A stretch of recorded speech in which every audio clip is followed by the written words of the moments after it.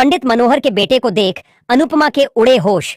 जी हाँ दोस्तों, सीरियल के अपकमिंग ट्रैक में आपको देखने को मिलेगा कि अब यहाँ अनुपमा की जिंदगी में एक ऐसा मोड़ आने वाला है जिसकी किसी ने कल्पना भी नहीं की थी।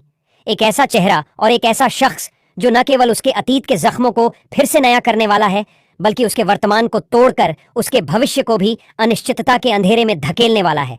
वो शख्स कोई और नहीं बल्कि पंडित मनोहर जी का बेटा है।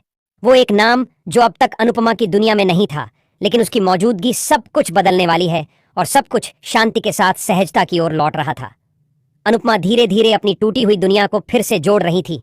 उसके और गुरुजी पंडित मनोहर जी के बीच एक गहरा रिश्ता बन चुका था।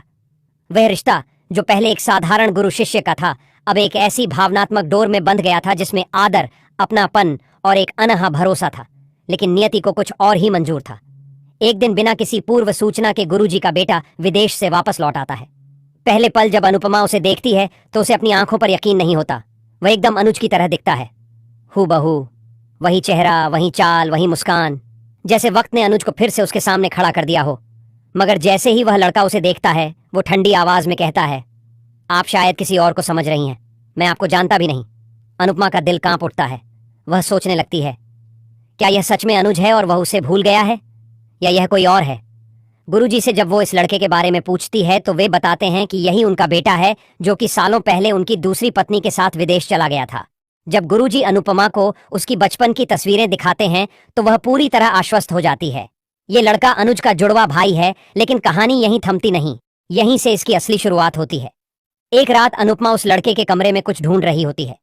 तभी उसकी नजर एक पुरानी फटी हुई डायरी पर पड़ती है। जैसे ही वह उसके पन्ने पलटती है, उसकी सांसें रुक जाती हैं। उसमें लिखा होता है, अनुज हमेशा ही उनका प्यारा बेटा रहा। मैं कभी उनका कुछ नहीं था।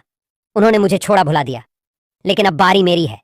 मैं सब छीन लूंगा, उनकी इस उनका सुकून, और सबसे पहले अनुपमा। अनुपमा को जैसे किसी ने जमीन पर पटक दिया हो। उसे यकीन नहीं होता कि जो लड़का आज तक गुरुजी के नाम से जुड़ा था, वह उनके ही खिलाफ इतना जहर पालकर बड़ा हुआ है। लेकिन यह तो सिर्फ शुरुआत थी। कुछ दिनों बाद वह लड़का धीरे धीरे सबके दिलों में अपनी जगह बनाने लगता है। वह गुरुजी का ख्याल रखता है, समाज सेवा करता है और यहां तक कि मंदिर के आयोजन में भी योगदान देने लगता है। सब उसे अनुज की ही छवि मानने लगते हैं। लेकिन अनुपमा की छठी इंद्रियां उसे बार बार चेतावनी देती हैं कि यह शांति असली नहीं है। फिर एक दिन अनुपमा के साथ एक अजीब घटना घटती है। पूजा के दौरान मंदिर में धूपदान उलट जाता है और आग लगते लगते बचती है। सभी इसे हादसा समझते हैं, लेकिन अनुपमा को शक होता है। वह सीसीटीवी फुटेज चेक करती है और देखती है कि वही लड़का जानबूझकर धूपदान के नीचे कुछ रख रहा था। अब मामला गंभीर हो से चुका था। अनुपमा गुरुजी से यह बात करती है, लेकिन वे विश्वास नहीं करते। उन्हें लगता है कि अनुपमा अपने अतीत की वजह से भ्रमित हो चुकी है। अब अनुपमा अकेली पड़ जाती है, लेकिन वो हार नहीं मानती। इसी दौरान एक और बम फूटता। एक अनजान नंबर से अनुपमा के फोन पर एक वीडियो आता है जिसमें अनुज जीवित है, किसी अस्पताल में बेहोश, घायल लेकिन जिंदा। उस वीडियो में एक नर्स कहती है, यह मरीज महीनों से बेहोश था, अब धीरे धीरे होश में आ रहा है। नाम अनुज कपाड़िया। अनुपमा का रोम रोम कांप उठता है।